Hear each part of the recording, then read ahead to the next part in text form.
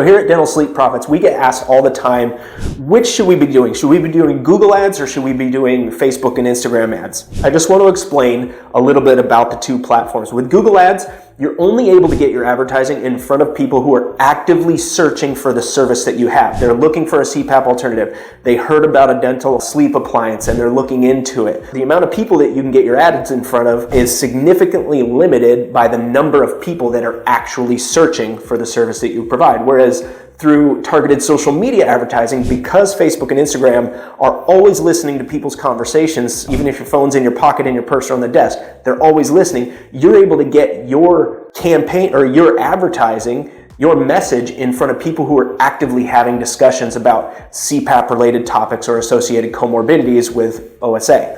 So you're able to get your message in front of a lot more qualified people who need what you have to offer with social media. That's my 2 cents. Hopefully that helps you make the best decision for your dental sleep medicine practice.